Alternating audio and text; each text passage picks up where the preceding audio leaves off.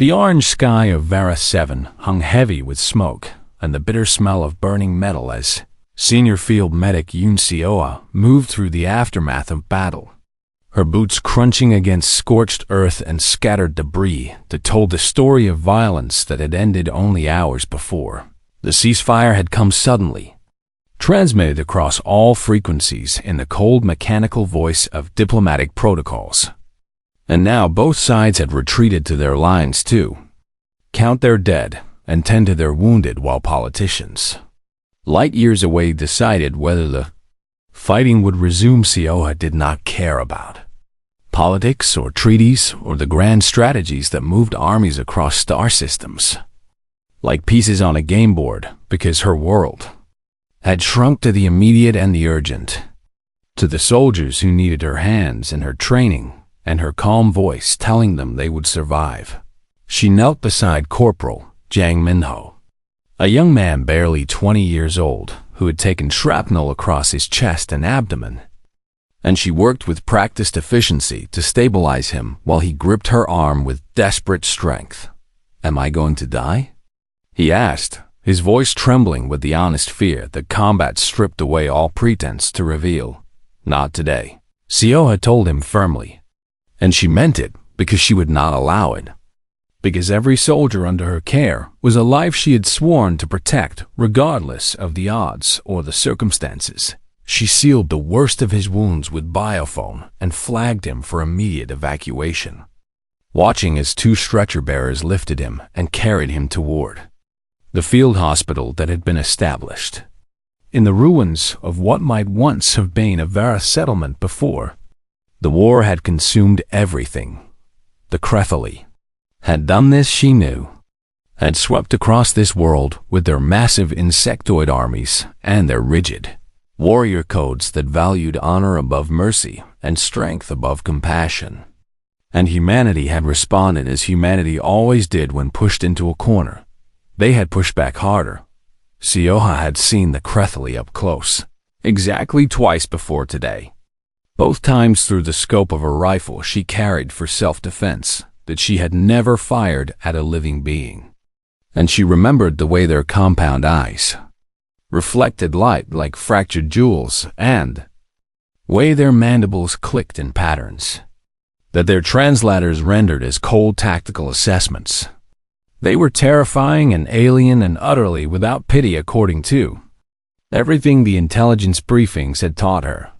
But right now they were also distant, visible only as dark shapes moving along the ridgeline a kilometer away as they collected their own fallen. She moved to the next wounded soldier, and then the next after that, her hands never stopping even as exhaustion pulled at her muscles, and the weight of so much suffering pressed against her heart like a physical force, trying to crush her.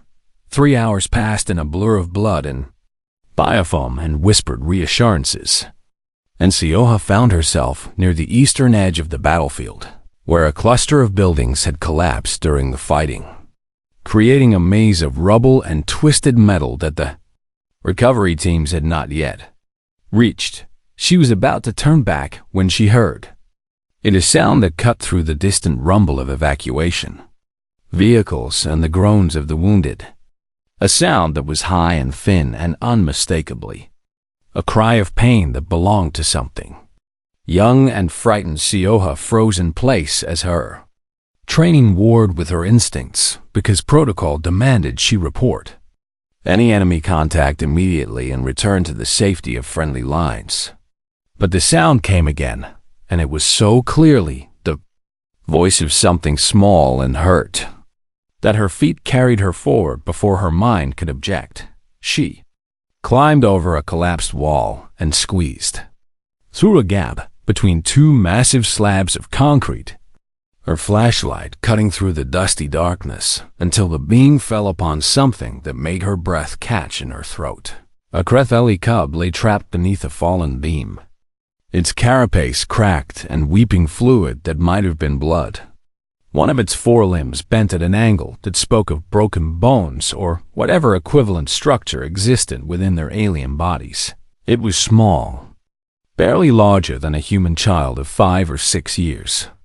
and its compound eyes reflected her flashlight beam in 1,000 fractured points of desperate, terrified light as it tried to scramble away from her and could not move. The cub opened its mandibles and let out a sound that Sioha did not need a translator to understand, because fear was universal and pain spoke the same language across every species that had ever evolved to feel. She should leave, and she knew it with absolute certainty as the voice of her training screamed at her that this was the enemy, that this small creature would grow to become one of the warriors who had killed so many of her fellow humans, that showing mercy here was foolish and dangerous and against every protocol she had sworn to follow. The cub whimpered again, and Sioha made her choice. She moved forward, slowly with her hands raised, and her voice pitched low and soothing as she spoke. Words the cub could not possibly understand, but might recognize as sounds meant to calm rather than threaten.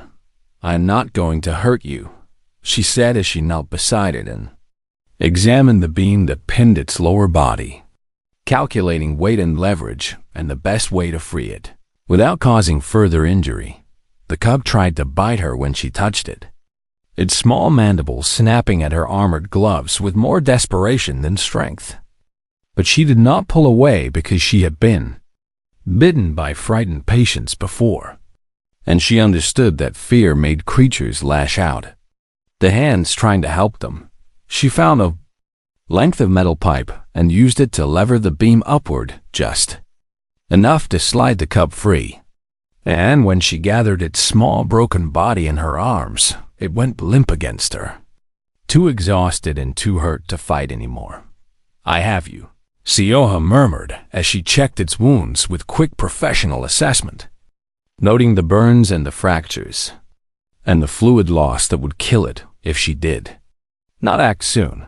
She thought about what her commanding officer would say and what her fellow soldiers would think, and what the Crethali themselves might do when they learned that a human had taken one of their young. Then she stopped thinking and started walking back toward the field hospital, because Yun Sioha was a medic, and medics saved lives, all lives, even the ones they were supposed to hate. The weeks that followed Vrexthen's departure moved slowly for Sioha, as the ceasefire stretched into something that began to feel almost like peace, and the soldiers around her gradually relaxed from the constant tension of expecting combat to resume at any moment. She continued her work as she always had, treating the wounded and the sick and the injured, regardless of the circumstances that brought them to her table. And she tried not to think too much about what had happened, because dwelling on it felt like tempting fate to take back whatever fragile progress had been made. Captain Beak had submitted a full report to command, and the response had been a mixture of cautious optimism and bureaucratic confusion, because no one quite knew how to classify what Sioha had done or what it meant for the broader conflict. "You might have changed history," Yuri told her one evening as they inventoried medical supplies in the quiet of the field hospital. "Or you might have just delayed the inevitable. But either way, you did something no one else would have done." "Anyone would have done it," Sioha replied automatically. But even as she said the words, she knew they were not entirely true. Yuri shook her head with a small, sad smile. "Anyone could have done it," she corrected gently.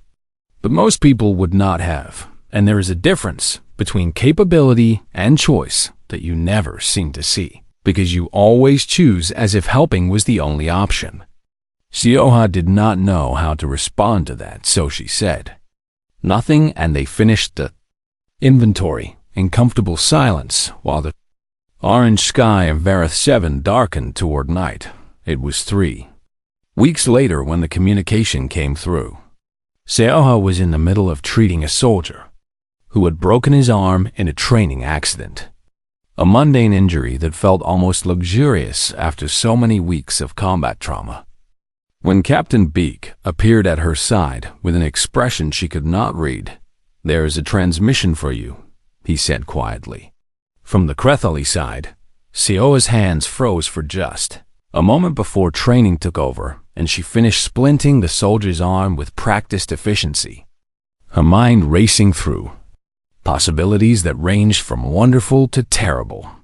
She followed the captain to the communications tent where a holographic display had been set up, and her heart seemed to stop when she saw what waited for her. On the screen, little one looked healthy and strong, the cub's carapace gleaming with the luster of youth properly nourished.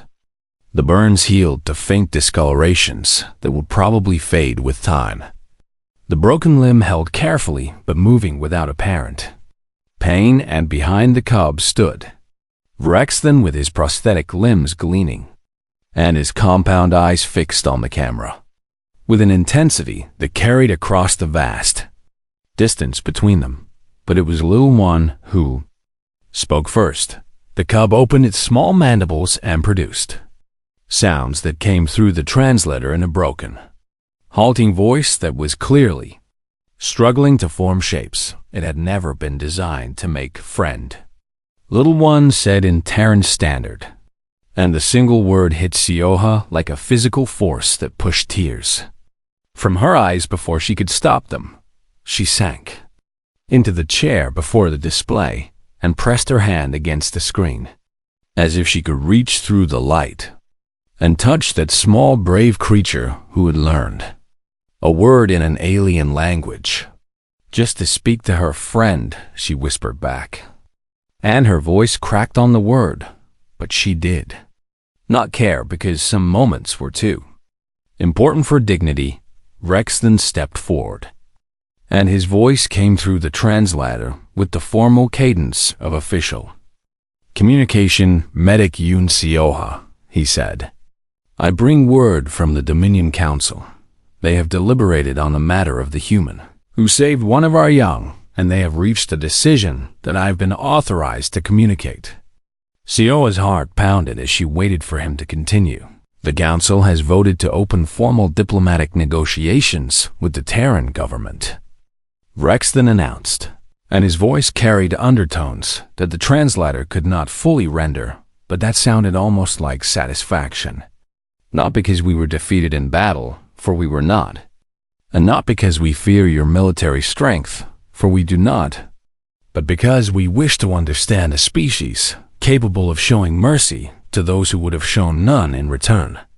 He paused, and little one chirped excitedly, as if understanding that something important was happening. "Your people have a reputation," the warlord continued, "for being soft and emotional and weak in ways that we have always considered flaws.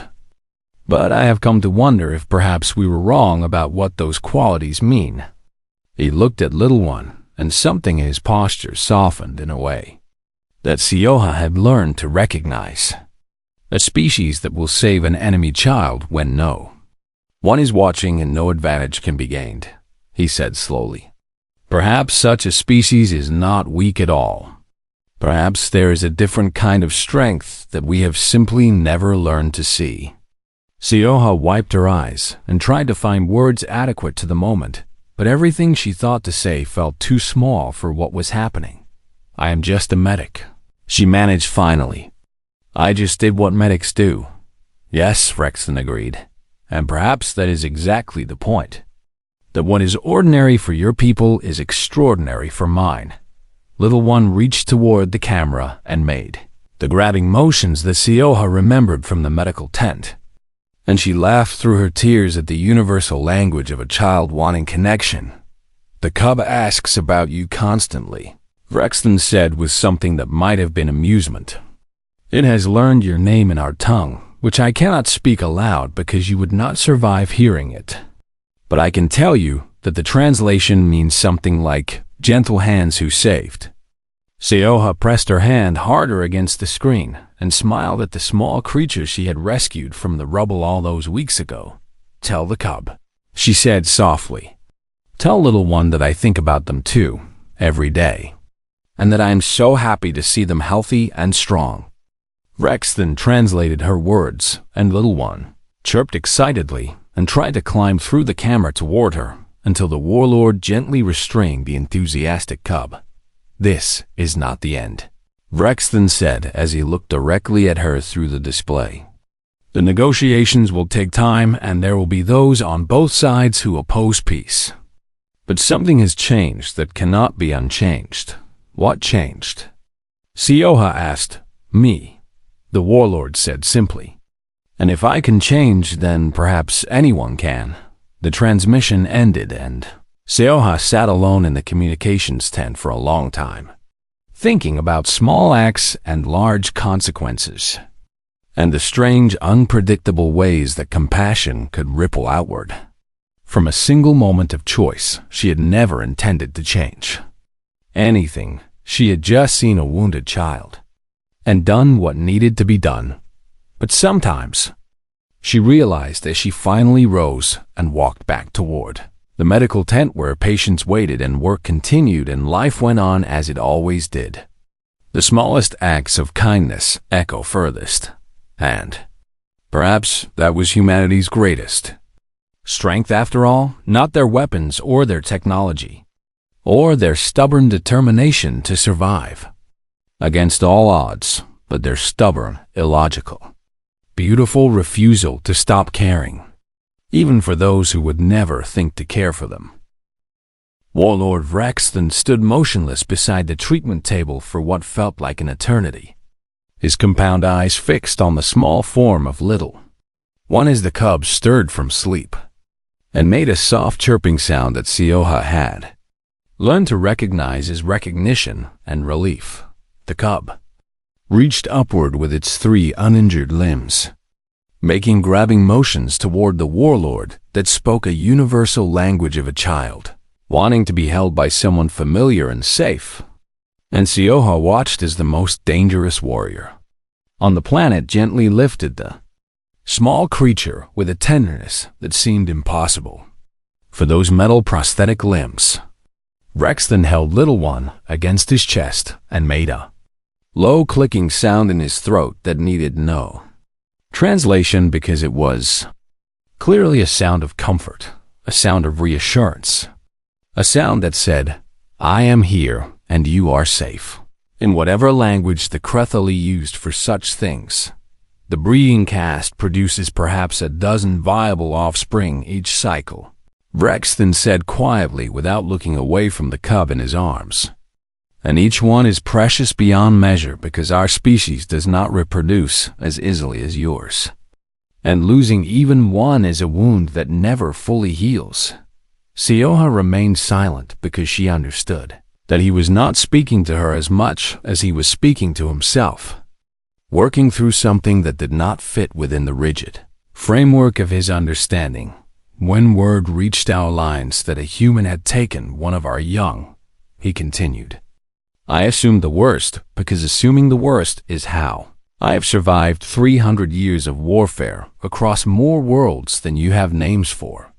And I came here prepared to burn this camp to ashes if necessary to retrieve what was stolen." He turned his head finally to look at her directly, and Sioha met those alien eyes without flinching, even though every instinct she possessed screamed at her to look away from that ancient predatory gaze. "But you did not." "Still," he said slowly as if the words themselves were foreign to his mouth, "you healed." "Yes," Sioha said simply. "Why?" The question hung in the air between them, and Sioha thought about all the complicated answers she could give, all the philosophical justifications about the value of life and the ethics of medicine and the principles that guided her profession across every culture humanity had ever produced. But she looked at the cub nestled against the warlord's chest, and she thought about the sound of its frightened whimper in the darkness of the rubble. And she gave him the only answer that mattered. "Because it was hurt," she said, "and I could help, and that is all there is to it." Rexton was silent for a long moment, and Little One chirped contentedly. And Sioha watched something happen behind those compound eyes that she knew she was probably the first human to ever witness. "Among my people, there is a concept that does not translate well into your language, the warlord said finally. The closest approximation would be life debt, but that does not capture the full weight of what it means to have one's survival owed to another. I do not want a debt. Sioha interrupted firmly. I am not asking for anything in return. I did what I did because it was right, and not because I expected payment or advantage. That is precisely what I do not understand. Rex then replied with something in his voice that sounded almost like frustration. 300 years of combat against 100 different species, and I have never encountered anything like this. Because every species seeks advantage, every species calculates cost and benefit. Every species takes what it can and gives nothing freely. He looked down at Little One again, and the cub looked back at him with those fractured eyes that reflected his image 1,000 times. But you gave freely, he continued quietly. You took no hostage and demanded no ransom, and asked for nothing except that this child should grow up healthy. And I do not know how to process this within the framework of everything I have ever believed about the universe. Sioha took a careful step closer, moving slowly so as not to startle either the warlord or the cub. Maybe the framework is wrong, she suggested gently. Maybe the universe is bigger than what you have seen of it. And maybe there are species out there who do things not because they expect something in return, but because they believe that compassion has value in itself. Compassion, Rexton repeated the word as if tasting it. Your translator renders it as suffering with, but I do not understand why any species would choose to share in the suffering of another when they could simply walk away. Because walking away has a cost too, Sioha replied. A cost we pay in the part of ourselves that knows we could have helped and chose not to. And some of us find the cost too high to bear. The warlord looked at her for a long moment and then did something that made her breath catch in her throat. He bowed. It was not a deep bow, barely more than an inclination of his massive head. But Sioha understood instinctively that she had just witnessed something that Crethly warriors did not do easily or often. Among my people, Rex then said as he straightened, the one who saves a life becomes responsible for that life in a way that cannot be severed by distance or time. But you have made it clear that you do not wish such a bond. I wish only for the child to be well. Sioha confirmed. Then that is the debt I will carry, the warlord said. Not to you, but to the idea of you. To the possibility that a species exists which shows mercy without expectation.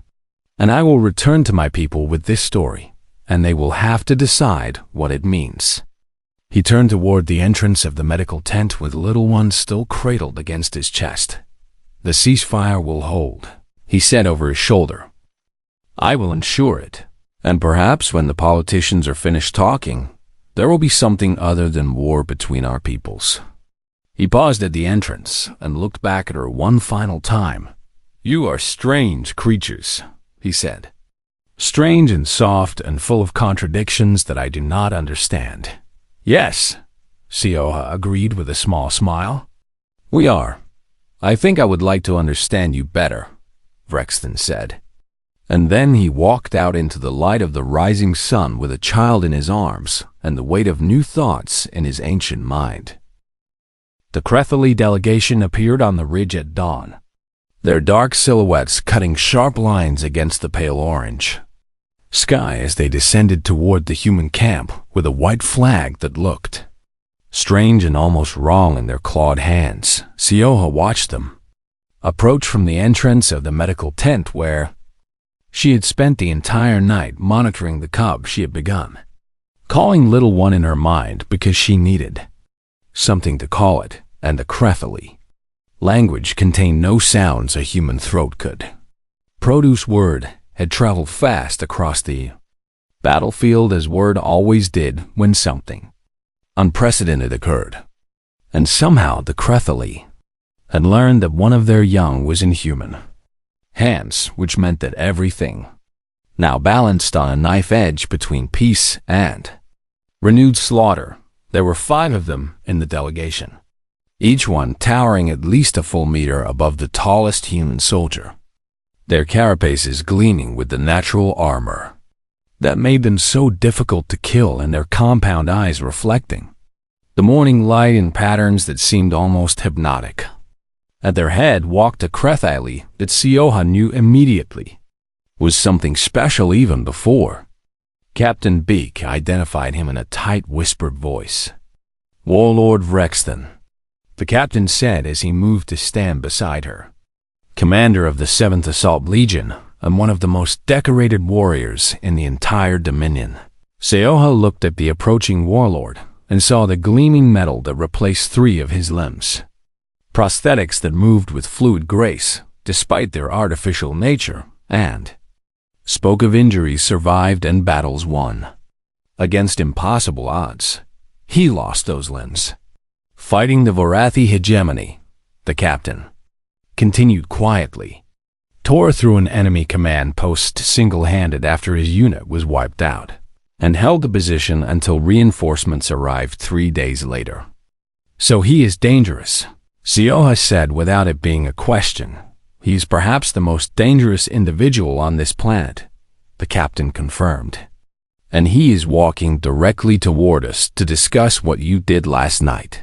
The delegation stopped 10 meters from the camp perimeter, and Rexton stepped forward alone, his prosthetic limbs clicking against the ground in a rhythm that sounded almost like music. And when he spoke, the translator in Sioha's ear rendered his words in a voice that carried cold authority.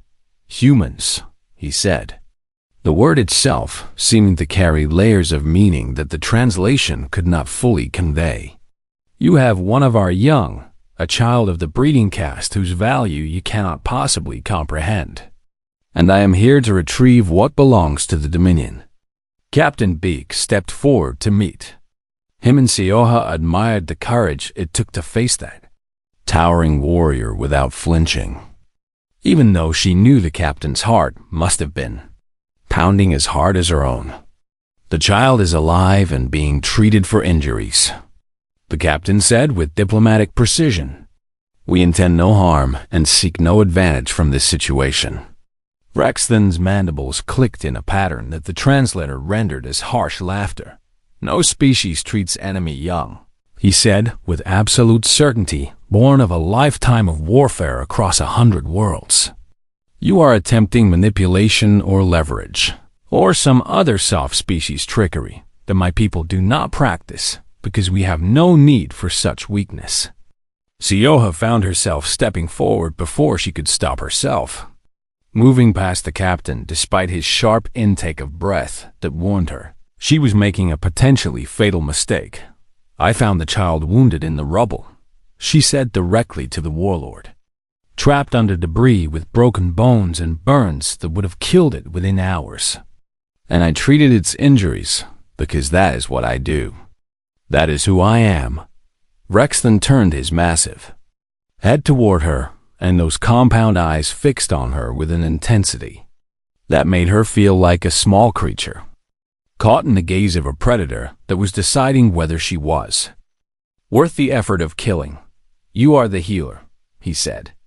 And she realized that the Krethali had somehow identified her specifically, which meant their intelligence networks were better than human command had estimated.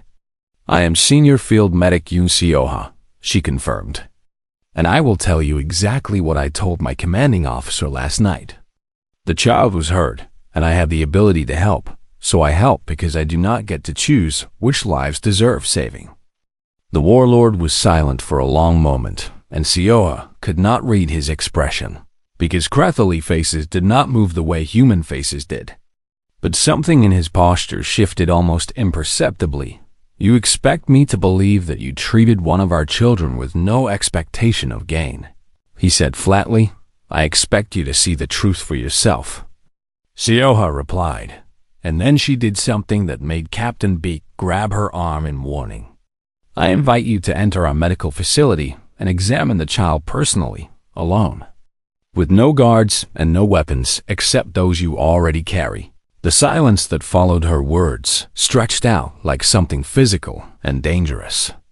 and she felt the captain's grip tighten on her arm, as if he could pull her back from the edge of a cliff she had already jumped from. You would allow a Crethely warlord into your camp alone, Rexton said slowly, and she could not tell if he was confused or suspicious, or something else entirely. I would allow a parent to see their child. Sioha replied simply, because that is what you are, is it not? Not just a warlord, but someone who cares whether that little one lives or dies. The compound eyes flickered, and for just a moment, Sioha thought she saw something crack in that rigid warrior facade.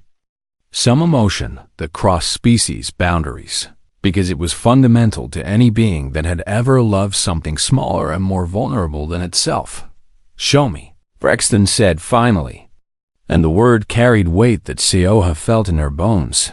She turned and walked toward the medical tent without looking back to see if he followed, trusting that she had read him correctly, trusting that somewhere beneath the armor and the prosthetics and the centuries of warfare, there was something that could recognize compassion when it was offered freely, and the warlord followed. The camp held its breath as they walked together through lines of human soldiers who gripped their weapons and watched with wide, frightened eyes. And Sioha led the enemy commander into the heart of their defenses on nothing but faith that she had made the right choice when they entered the medical tent, and Rexton saw little one resting peacefully on the treatment table with clean bandages wrapped around carefully tended wounds. He stopped moving entirely, and Sioha heard a sound escape his throat that needed no translation. It was the sound of relief so profound it hurt to witness. The field hospital fell silent when Sioha walked through the entrance with the Crethely cub cradled against her chest, and she felt the weight of every stare like physical pressure against her skin as soldiers and medics alike stopped whatever they were doing to witness the impossible thing she had brought among them. Private Kang Yuri was the first to speak, her voice pitched high with disbelief as she took a step backward and nearly knocked over a tray of surgical instruments. Is that what I think it is? She asked, and the question broke the spell of silence that had frozen everyone in place. Voices erupted from every direction as soldiers reached for weapons and medics reached for each other, and the chaos of fear and confusion swirled around Sioha like a storm. She had walked directly into it. Her eyes wide open, everyone calmed down, she said in the firm, commanding tone she used when patients were panicking, and something in her voice cut through the noise and created a pocket of quiet around her as she moved toward an empty treatment table. She laid the cub down gently and finally got a clear look at the extent of its injuries under proper lighting, and what she saw made her heart clench with the familiar pain of a healer confronting wounds that might be beyond healing. The cub's carapace had cracked in 3 places along its thorax, and the strange blue-green fluid that served as Crethely blood had crusted around the edges of each wound like dark gemstones embedded in its shell. And its left forelimb hung loose from a joint that had been shattered by impact or explosion. Burns covered nearly a quarter of its body in patterns that told Sioha exactly what had happened, because she had seen the same patterns on human soldiers caught too close to plasma detonations. Yuri, she said without looking away from her patient, bring me the xenobiology database and every broad-spectrum antibiotic we have in stock. You cannot be serious. Yuri replied with horror bleeding through every word. I am a medic, Sioha said simply. And this is a patient, so yes, I am completely serious. And I need you to move now. Yuri moved because she had worked with Sioha long enough to know that arguing was pointless when that particular tone entered her voice. And within moments, Sioha had a tablet displaying everything human science had managed to learn about Crethely biology, which was not nearly enough, but would have to serve. The cub watched her with those fractured compound eyes as she worked, clicking softly in its throat in a pattern that the translator built into her earpiece, rendered as fragments of meaning that did not quite form complete. Thoughts, fear, and pain, and something that might have been confusion or might have been a question that had no translation in any human language. I know. Sioha murmured as she cleaned the wounds with solution that the database suggested would not harm Kreth Ailey tissue. I know you are scared, but I'm going to help you whether you understand that or not. She was so focused on her work that she did not hear Captain Baek Junho enter the hospital, and his voice behind her made her jump in a way that she would never admit to anyone. Medic Yoon, he said with a coldness that spoke of fury held tightly in check. Would you care to explain what you are doing with an enemy combatant in my field hospital?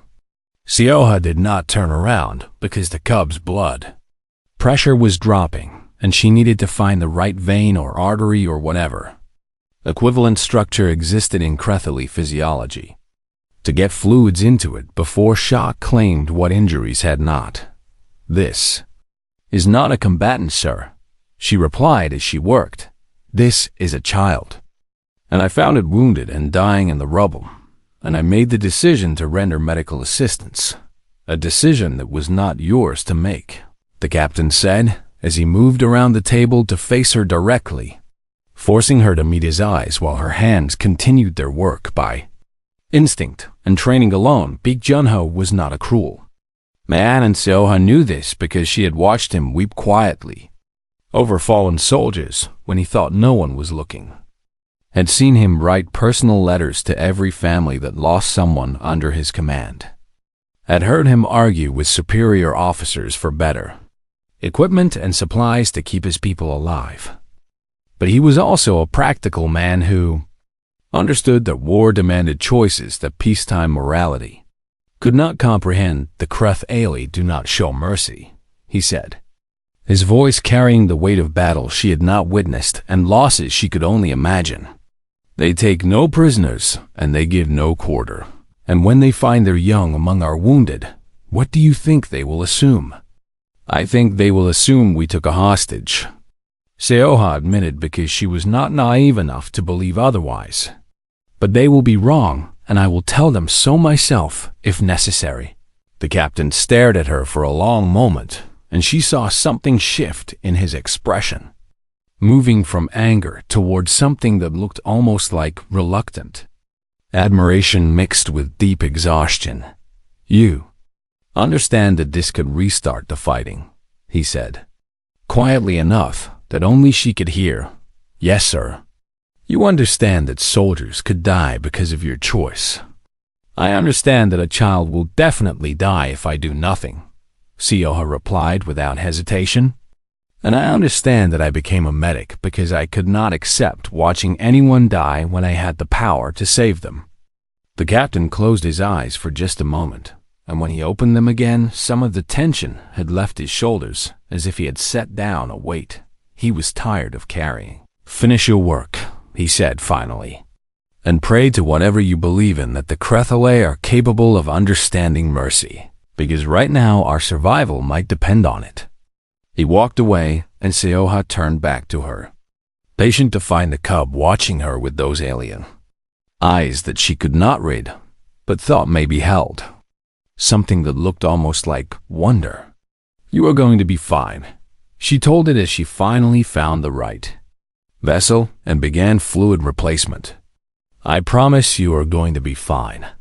The cub clicked softly in its throat, and this time the translator offered a single word that made Sioha smiled despite everything. Why, it said. And she did not have an answer that could cross the gulf between their species, but she would try to find one.